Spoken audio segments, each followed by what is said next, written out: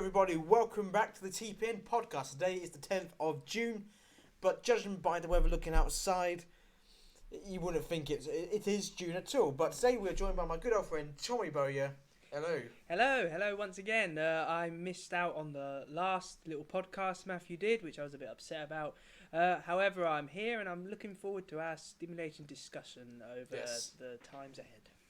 Now, today is the 10th of June, and well, there is something that begins today. And Tommy, would you like to explain? Yes, so basically, the 10th of June is technically when all of the candidates who think they should be the next Conservative Party leader and, of course, Prime Minister of the United Kingdom have to have their nominations into the 1922 committee. And the deadline is 5 o'clock. They have to have their papers in by 5 o'clock to say they are running and say that a certain number of MPs are supporting them. And then about half an hour later, it would have been the chairman of the 1922 committee, but of course there isn't actually a chairman at the moment, will announce what candidates have actually put their name forward and will actually be on the ballots. Because while there's a lot of candidates, kind of at least 11 so far, saying, oh, I'm going to run for it, no one really knows who is officially going to be in the contest. However, by the end of the day, probably about 5:30 probably, we'll have a much clearer idea what candidates are going to run for it. So, as we have seen today already, there's been press conferences by Jeremy Hunt, Matt Hancock and Dominic Raab officially launching their campaign. Now, it's pretty obvious they're going to have the numbers already, just by public information that's already available. People who have endorsed candidates already, you already know about their numbers. They're going to have at least 8. So what they need is a Prosper, then a Seconder, then 6 other MPs we will sign up to publicly back them, whereas a bunch of MPs have already come out in support of who they're going to say. So far, 213 Conservative MPs have come out publicly with who they're going to support. Now, there's 213 Conservative MPs altogether, so there's still 100 left. So that 100 could be possibly changing for some candidates and properly up their campaign, such as the likes of Andrea Leadsom, who currently has only 5 people come out publicly to back her. Yeah. But Andrea Leadsom has been quite quiet recently in her campaign. She's not really come out big and loud, so it either means that she hasn't got the numbers, or she's wanting to surprise us all. Yeah, she might be running a more quiet and somber campaign because the contest hasn't officially started yet. She might not be wanting to run out of steam. I mean, we kind of saw Jeremy Hunt kind of go full out a couple of weeks ago, and then he kind of he's run out of a bit of steam recently. But obviously, we don't know. I mean, there's still 100 MPs to play with.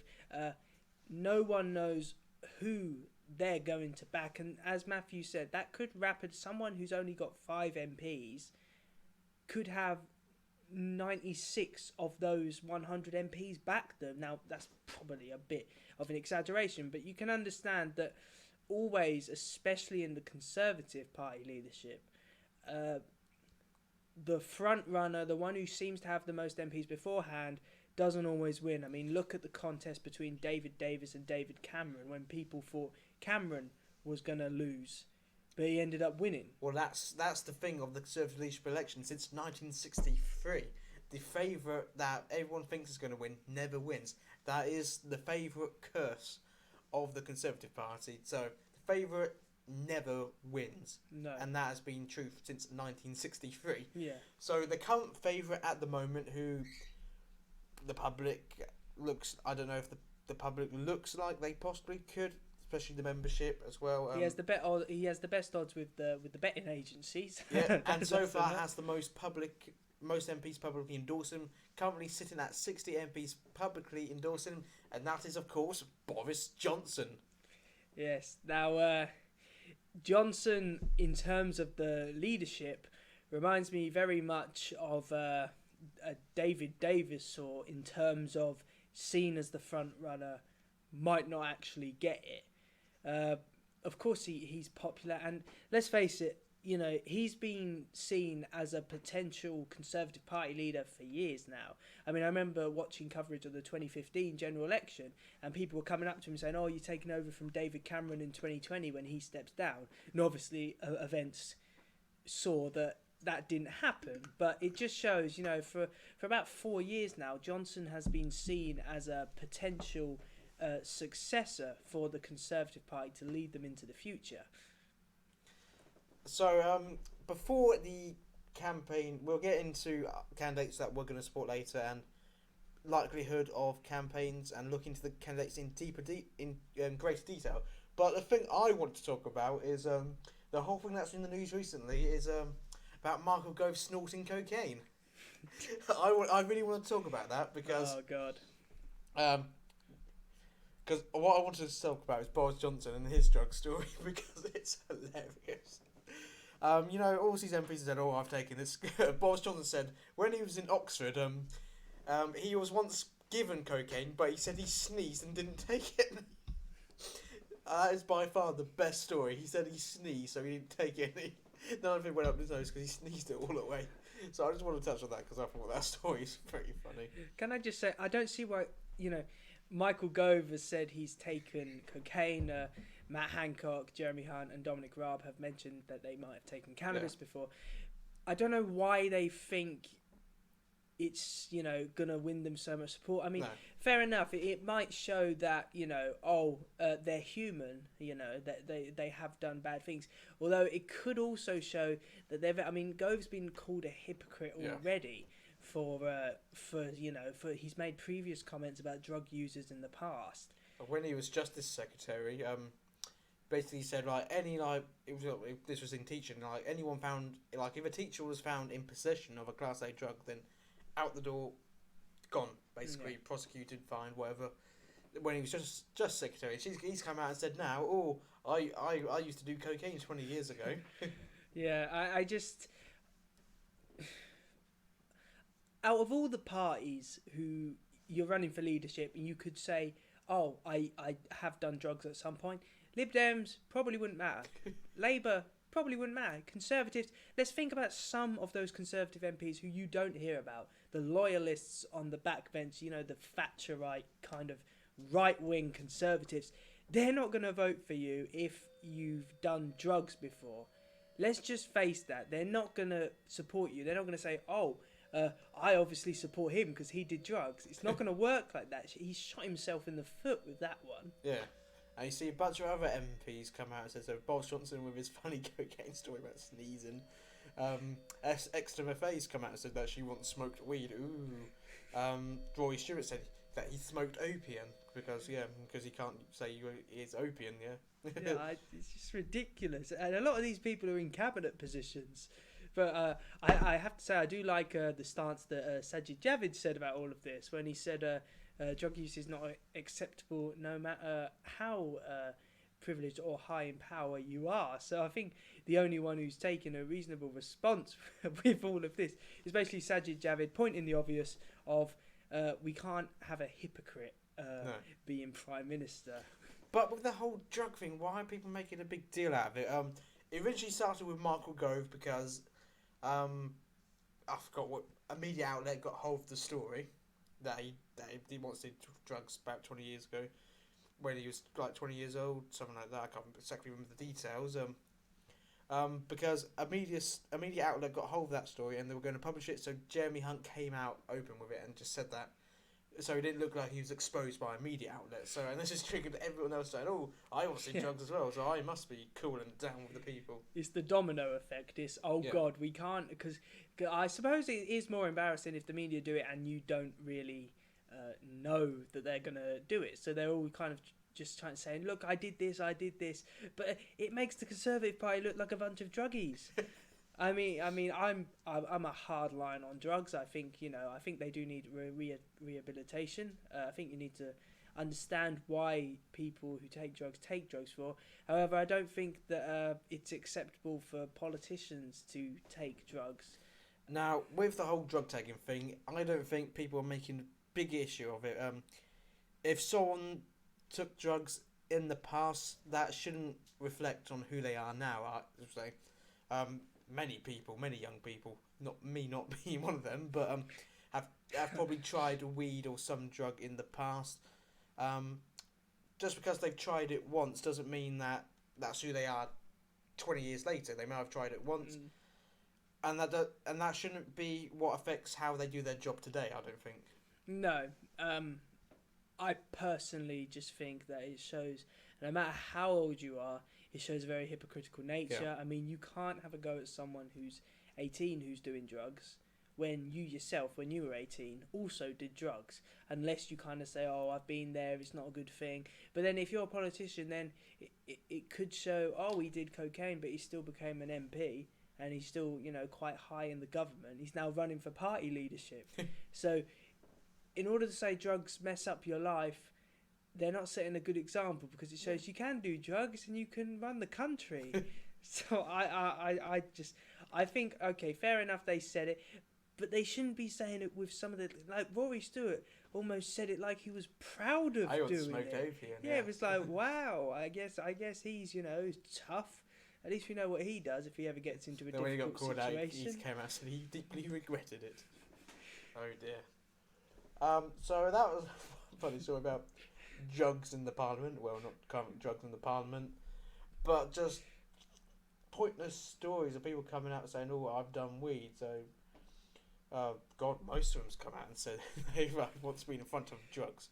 Even Jeremy Hunt was one of them as well. And he's the health secretary. He was a health secretary, so God knows. Maybe that explains why he did half the stuff he did when he was health secretary. Yeah.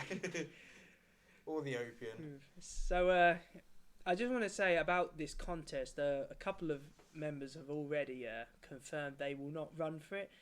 James Cleverly, Kit Malthouse pulled out. Have both said they're not going to run for it because I think a lot of it's not done publicly. A lot of it is done in private rooms, kind of, saying, "Oh, you're going to back me," or and they've obviously done that and kind of thought, we're not going to get enough support. And of course, quite a few who many people said could run for it, like I think Priti Patel was one, Liam Fox, have all endorsed other candidates. Yeah. So it is seemingly 11 members of Parliament running for it.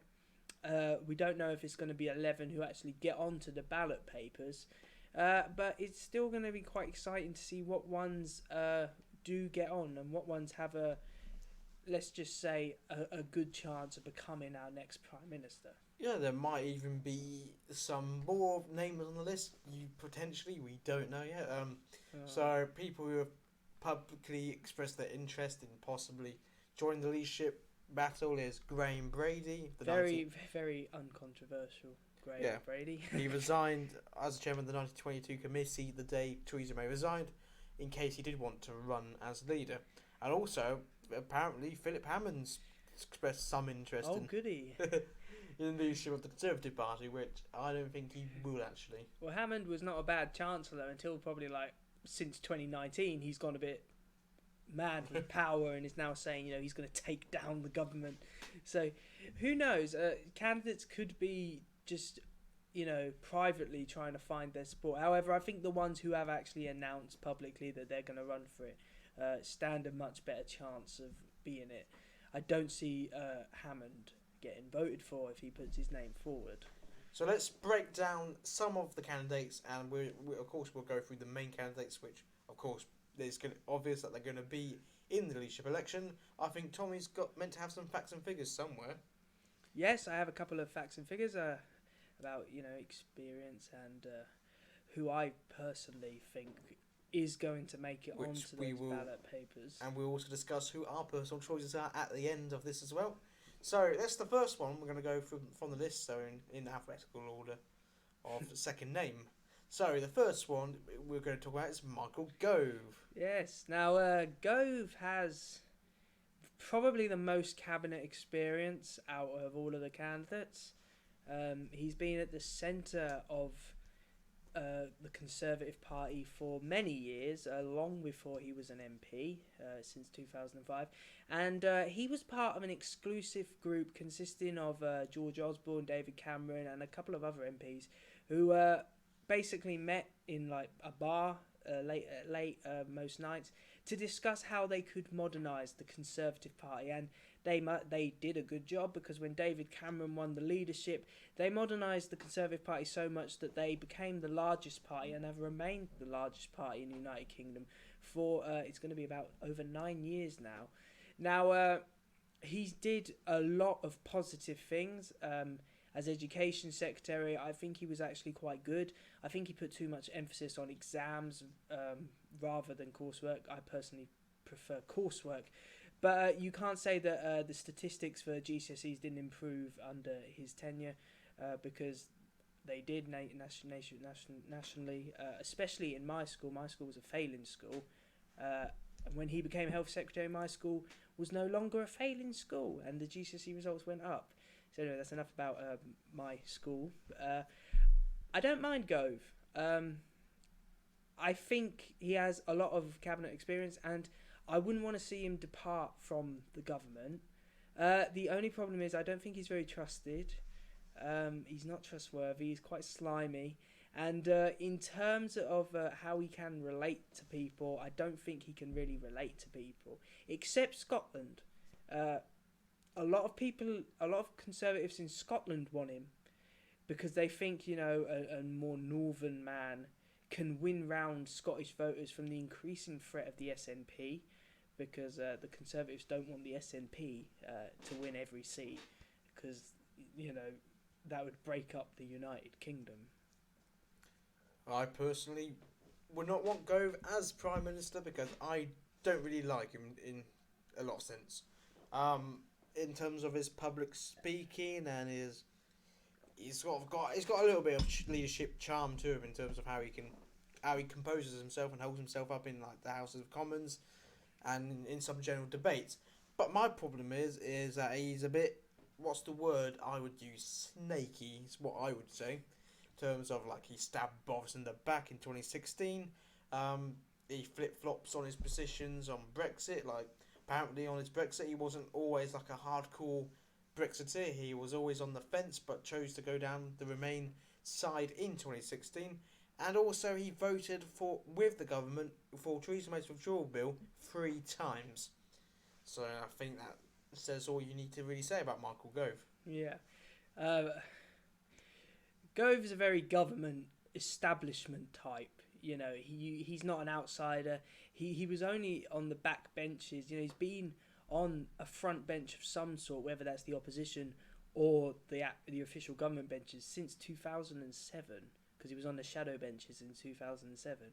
So, and he was only a backbencher when Theresa May fired him. And then because she lost the general election, well, she didn't lose it, but she kind of did. She lost the majority. She had to invite him back. He has voted for May's government, and he is associated with May's premiership, which is, let's face it, very unpopular, most of all with the Conservative Party membership.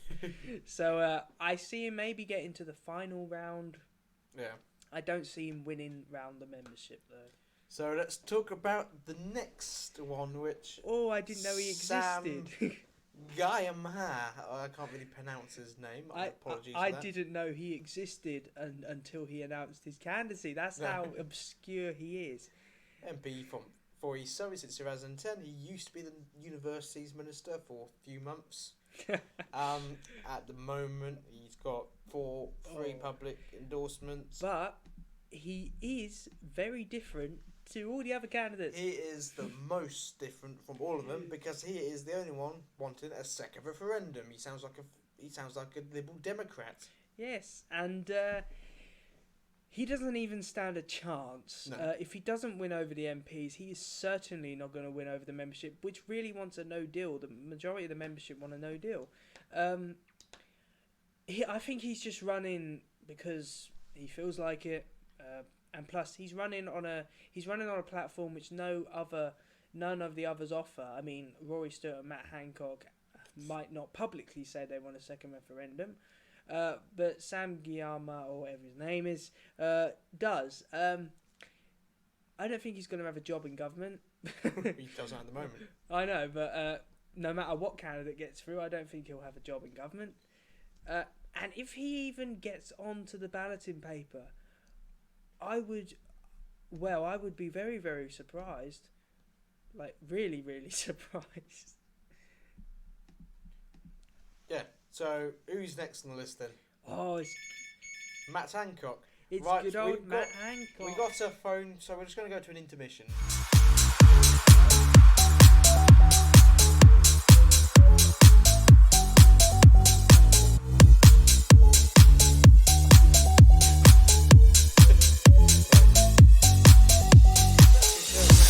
Right, sorry about that. Sorry about that. It was a spam caller. You gotta love him. Right, anyway, with that said, Matt Hancock, who is currently the Health Secretary. Oh, I love Matt Hancock.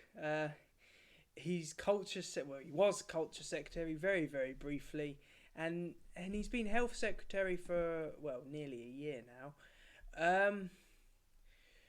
Hancock is Theresa May. He stands for everything Theresa May stands for. He uses a lot of the same buzzwords. I mean, Theresa May was often called a Maybot. And that's basically what Matt Hancock is. He's going on about strong and stable, a deal which is right for Britain. And he's even said he's going to put Theresa May's deal, the same deal, through for a fourth vote. What the hell is wrong with this guy? Doesn't he know that it's just as unpopular? He has got 14 publicly endorsements. However, Hancock might get through to the MP balloting. I think he'll be one of the first to be taken off. I don't really like him. Your phone's still carrying on. Anyway, so not very likeable, Matt Hancock, is he? No, he's not very likable. I don't like him. I just think he's a robot. And he's just Theresa May. He just reminds me of Theresa May, and we can't have a leader like May again. No. I don't want to put myself through May again. God. So let's talk about the next candidate on the list, and that is Mark Harper. Now, Mark Harper's been an MP since 2005. He was the chief whip of the Conservative Party from 2015 to 2016. David Cameron thought he was alright, but Theresa May didn't. So yeah, Theresa May preferred Gavin Williamson, and of course we all know what happened to Gavin Williamson recently. Yeah. He's a Brexiteer. Yeah. That's pretty much it. Listen to what he says. He doesn't bring anything. He just brings the slogans and the phrase words like, "I'm going to make this country great again." Doesn't bring anything new to the table. The only thing which could be going for him is as a chief whip, former chief whip at least, he knows a lot of the MPs. Chief whips have to have quite a strong command of the Conservative Party, but I don't think he'll win over many people, certainly not the membership, especially when they got a lot more established Brexiteers than what they have now. So the next one we're going to talk about is Jeremy Hunt. Good now, old Jeremy Hunt. One of the more famous MPs on the list. He's been an MP since 2005. He was Culture Secretary up until 2012. Yep, he dealt with the Olympics, interestingly enough. Then 2012 and 18, he was the Health Secretary. In fact, he is the country's longest serving Health Secretary ever. And he was often called the unfired secretary. Yeah. Because both David Cameron and Theresa May seemed to be unable to fire him as Health Secretary, even when the NHS went through a crisis during his tenure there, and he still remained as Health Secretary. It's ridiculous. And of course, he's now the Foreign Secretary, took over from Boris Johnson, and hasn't really been doing much, apart from getting mixed up with what Japanese and Chinese mean. So at the moment, he has the third most support. Currently, it's sitting at 35 MPs publicly endorsing him. He's got a good chance of getting to the last stage of the election. But Jeremy Hunt, he's not very popular among the public, is he? No, mostly to do with what he did as Health Secretary. It's amazing how a certain job can come back to haunt you. Yeah. He never has really said he supports Theresa May, but he's never said he hasn't supported Theresa May. Much like his stance on Brexit, He hasn't said he's a Remainer anymore, but he hasn't said he's a Brexiteer. And of course, he shot himself in the foot when he said that leaving without a deal would be one of the worst things to happen to our country. So I think he's kind of shot himself in the foot with that one. As Matthew said, he'll get through. He could potentially get through to the final stage, but if he does, I think he might lose by quite a substantial margin in the membership vote. Yeah. So the next one that we're going to go and take a look at is Sajid Javid. Now, he's been an MP since 2010. He was the Culture Secretary in 2014 to 15. Then he became Business Secretary. Then he became the Rural Communities Secretary up until 2018. And since 2018, he's been the Home Secretary. Yes, I like Sajid Javid quite a lot. Before he was an MP, he was involved in business. He's a straight talking man. He's not flashy. Kind of like what we thought Theresa May would be, but I honestly think Sajid Javid would actually follow through. He's not flashy. He just gets on with the job. As Home Secretary, he's brought in so many brilliant policies, saying that we can't have people who are in this country who go off to join ISIS. We can't just invite them back because it's an insult to our values as a country. And quite frankly, from what I've heard about Sajid Javid, he said that he's not going to rule out a no deal. He said, if we leave without a deal, then so be it. He's straight talking. He's organised. He has quite a lot of cabinet experience as well as life experience. And also, he's an ethnic minority. I don't like to bring this up a lot because I think he could potentially win round voters. He comes from his father was a bus driver. He's not one of those, I don't know what the word is, one of those Cameron, Eton boys. You didn't grow up in a privileged family. The Tory toffs or whatever they're called. He doesn't come from that. I mean, when they used to have David Cameron and George Osborne sitting down, kind of saying, "We're one of you," it's like, no, you're not. You're not one of us. I think Sajid Javid is kind of one of us, though, and he's done very well for himself. So the next one we're going to talk about is Boris Johnson. Now, Boris Johnson is the most popular. He's most famous for being the Mayor of London. He served as Mayor of London for 8 years between 2008 and 16. Then he became an MP again in 2015 to then pick up the role of Foreign Secretary. Yeah. Now, we all know that he actually went for the MP role in 2015 because back when everything was simple, he was hoping to take over from David Cameron in 2020. Of course, Cameron ended up resigning in 2016. And Boris probably would have got to the final round against Theresa May in the 2016 leadership race. But, of course, because of what Michael Gove did, he ended up dropping out. He's in a lot stronger position now than he was back in 2016. Of course, he was Foreign Secretary. He resigned just at the right moment as Foreign Secretary. Just after the Chequers Plan was released, he followed David Davis out the door. And since then, he voted for Theresa May's deal once. On the third occasion, yeah. And that was because Theresa May said that we would be remaining if that deal didn't pass. He said he wouldn't have voted for the fourth deal, and he didn't vote for the first and second deals. He's got a lot of experience. I think he's a lot more professional and capable than people give him credit for.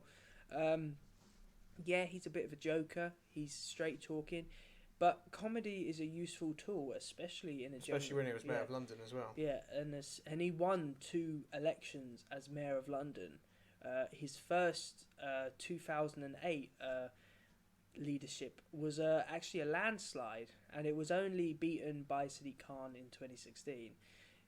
So I think that Boris Johnson would be a good choice. He's not my number one choice. I'd have to say he's probably my second choice, though. Yeah. Because Boris, he's very charismatic. He's a very charismatic person, to say the least. He's got that leadership quality, that big hurrah, let's go, boys. Like, he's got that oomph to him that makes him quite popular among the Conservative membership. And I see Boris Johnson potentially winning this. Now, I'm not going to come out and make big gold claims because making predictions in an election like this are usually not correct, and anything can happen. And they're very volatile, these leadership elections. So if I had to put money on who would win, it would probably be Boris, but I'm not a betting sort of person, so I'm not going to put any money on it. Probably a pound. If I was betting, it'd be about a pound at the most. But yeah, I think you're right. I think Boris, if he gets to the membership, because of course he has to get there first, he might not win over the other 100 MPs. Who knows? And plus, when people are voted out, of course, those MPs which voted for them are not excluded from voting again. They'll vote in the next round, but for different candidates. Yeah. So, who knows? They're very Conservative leadership elections are some of the most unpredictable elections ever. More unpredictable than Labour or the Liberal Democrats. Yeah. Because it's done with the MPs and then the party membership. So, who knows? Who knows who's going to be in charge next? So let's talk about Andrea Leadsom. Now, she said she's going to be running. Whether she actually does make it, she's been awfully quiet the past few days. So whether she actually makes the cut or not is a different story. Her being a bit quiet could mean that she actually does have a lot more support than we publicly know at the moment. But Andrea Leadsom, she's been an MP since 2010. Most known for being leader of the House of Commons from 2017 up until a few weeks ago, actually, when she resigned. Surprise resignation. Leadsom ran in 2016 against Theresa May, and it weren't just she made controversial comments about saying that she would be a better leader because she's a mother. It's also because she understood that the internal support for her was not as big as she was led to believe, and I think that's going to happen again this time. I don't think she has a lot of internal support, and even though, you know, she's been Environment Secretary, she's been Leader of the House of Commons, she doesn't have a lot of a cabinet experience. I mean, the only thing, I loved her as Leader of the House of Commons because she was one of the only ones to stand up to John Bercow, who, in my personal opinion, is a bully and very biased in terms of what he's doing now as Speaker of the House. Yeah. I wouldn't mind seeing Andrea Leadsom. I don't really think she has a chance unless she has a lot of internal support, which I don't know about yet. Yeah. So the next one we're going to talk about is Esther McVey. She's kind of Margaret Thatcher's successor. Yeah. She's a massive kind of Thatcherite politician. However, I don't agree with her on a lot of things. She's voted against gay rights. She voted against the Marriage Act legalising same-sex marriage. So I think socially she's very conservative. Bit too conservative for me. I'm a bit more liberal in my approach to what I think about social policy. I don't know about with Matthew. She is a Brexiteer. I think that's all that's going for her. She doesn't have a lot of experience. And, of course, she's not a very stable MP. She lost her seat in 2015, won it back in 2017. MP for Tatton, which, funnily enough, is George Osborne's old constituency, Tatton. I actually just figured that out right now. McVey's too conservative, especially in social policy for my liking. Yeah. But at least she said she would take us out on no deal. But she's not really proposed too much on that process where, like Andrea Leadsom, she has published what she would do to prepare for no deal, basically. So the next one we're going to talk about, another one with a good chance of actually getting into the high stages of the leadership election, is Dominic Raab. Now, Dominic Raab is probably known as the person who quit the government because of Theresa May. That was probably, he's not really known for what he did as Brexit Secretary, more or less actually resigning as Brexit Secretary. Well, the reason why he resigned was the deal was terrible. People said, but he was Brexit Secretary, he was the deal he negotiated. Well, actually, no. The Brexit Secretary, Theresa May, basically said, we got you pretending like you're doing something for Brexit, but basically Downing Street was the one overruling and doing the main negotiations. She had a lot less control over it than David Davis had. Davis was a lot more, and Raab, funnily enough, was turned up, every week to the negotiators, and the negotiating team hated him because he kept saying, "Oh, we can do this," and they're like, "No, we can't." And he says, "Yes, we can." And they were like, "Your economy's going to be destroyed," and he was going, "No, it won't." Yeah, the EU was shocked because what are you doing? You turn up here every single week. Yeah, and David Davis never did that. No. David Davis was there as all the important meetings, but he didn't turn up every week. He kind of left that to all his other staff. Yeah. So they were really shocked about Dominic Raab, and I think they were quite happy, Europe especially, when he resigned. Yeah, well, Dominic Raab is a very tough negotiator, to say the least. The EU hated him because, well, let's put it this way: they told he told the EU a few home truths that they didn't like. So he can stand up to the EU and tell them, "This is what we want. If you don't negotiate, we're leaving in WTO terms, regardless." Now, people may argue Dominic Raab, he's not got much cabinet experience, which is true, but his whole history of being a business lawyer shows he's good at getting arguing a case and getting his own way. Yeah, he's stubborn. Yeah, which is what we need. Yeah, I mean, you can say stubbornness is not always a good thing. At this time, it really is. I'm going to be honest, I didn't know much about him. I like what I see more and more I hear from him. I think he has the ability to be Conservative Party leader. And I wouldn't mind him being leader this time. However, part of me thinks this might not be his time. It might be next time. It might not be this time, though. Well, I think you're wrong.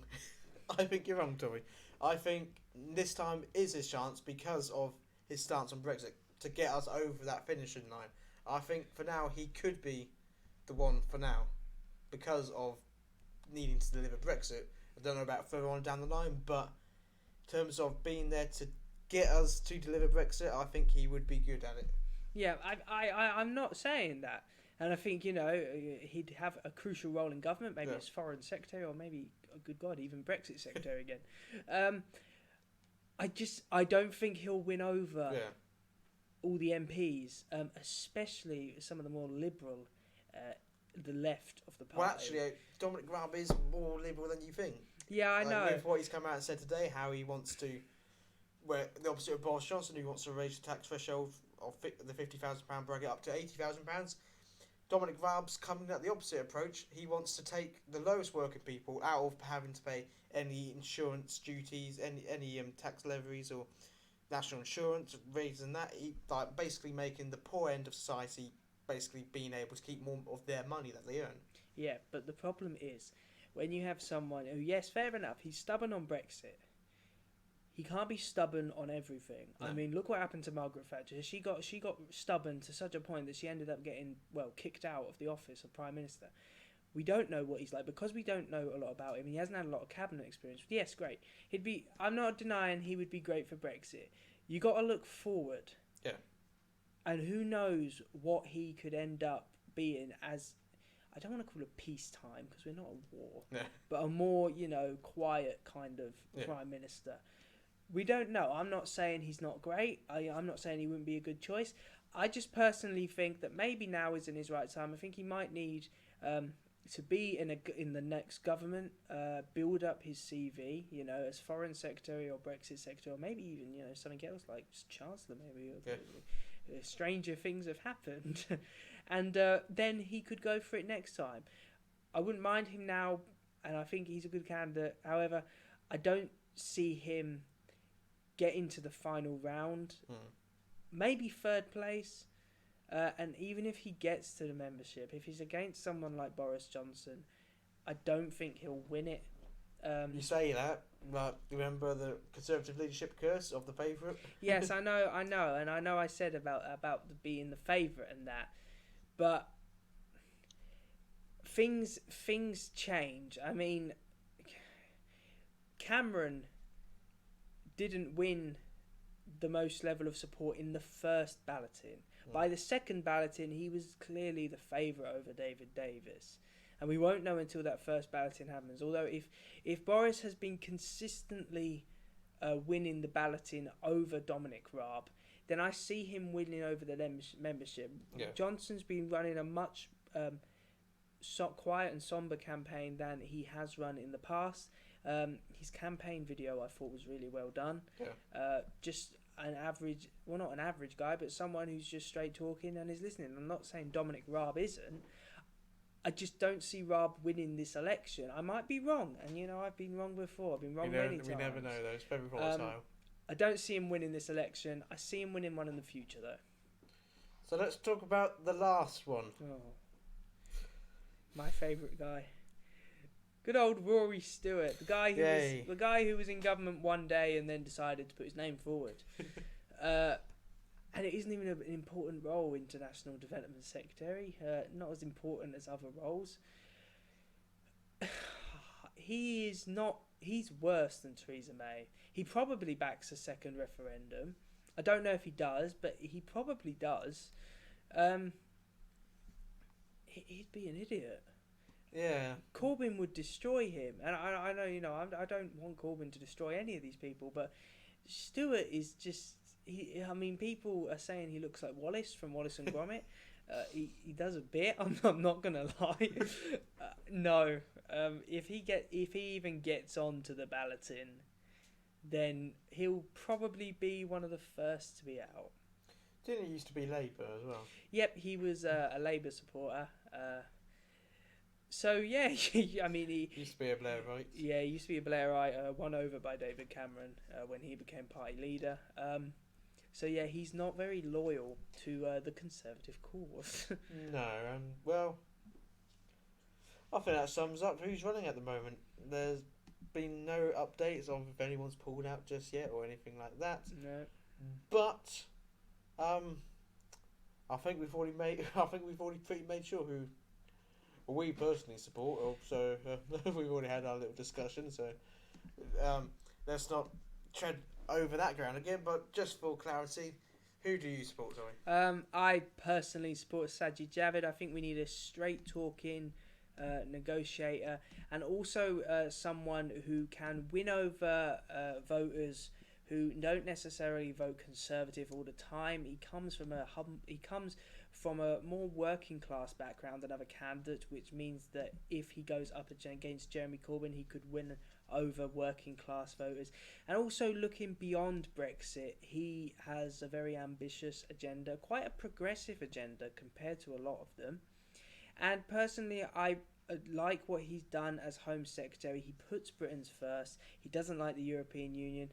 And I think he'd be a great Prime Minister. So I'm supporting Sajid Javid. So, and on the other side for me, I'm supporting Rory Stewart. No. No, for my person I'm going to support, for probably reasons I've already said, is Dominic Raab. Now, we've already discussed about experience and all that, but I think he would be the one to take the party forward and refresh it in a sense. I suppose there's been a bit of taint already from Theresa May's cabinet and parliament, so I think he'd be one who, we would sort out Brexit, he would deliver Brexit, he would try to get the best deal. If not, he's prepared to walk out on WTO terms.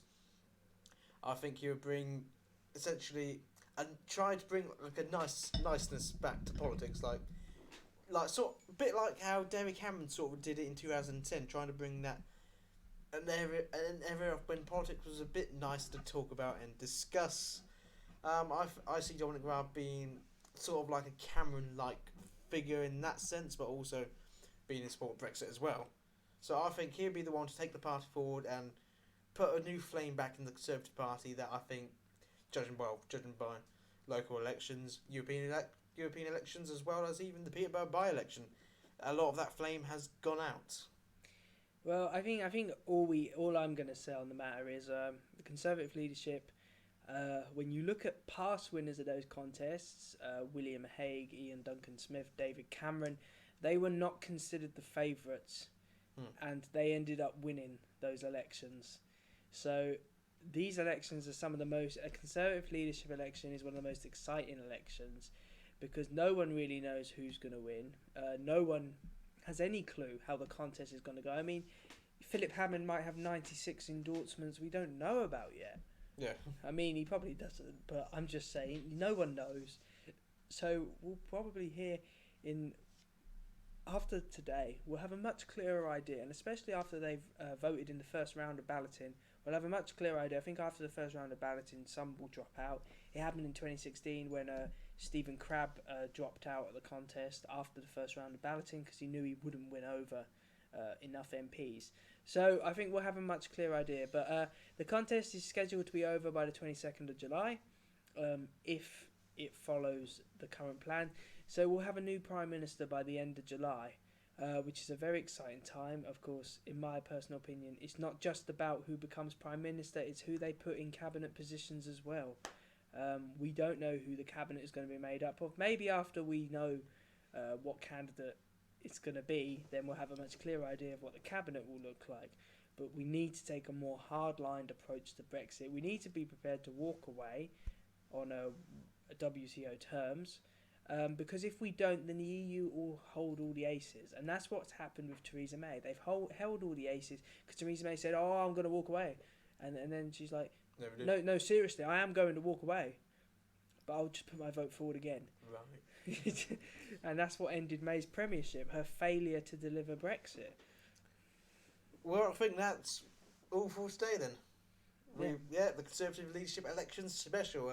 We will return sometime soon, talking about other issues as well. What I wanted to talk about was Jeremy Corbyn in a future podcast. About does he look more like a prime minister now, post like in 2017? I personally think not. With recent things, I think after seeing him shouting, virtually shouting, at those Trump rallies. What happened to the more professional-looking campaign he was running in 2017? Now you can see it's full-on, socialist, we can take down the government kind of man. Yeah. And that is why this race is so important, because if Corbyn calls a vote of no confidence and that gets through, then we need to make sure that the leader of the Conservative Party has the ability to beat Corbyn, because if Corbyn gets in, then especially the worst result would be a hung parliament between Labour and the SNP. That would destroy our country. That really would. I don't like Scottish nationalism and I don't like Labour, so it wouldn't be a happy time for me.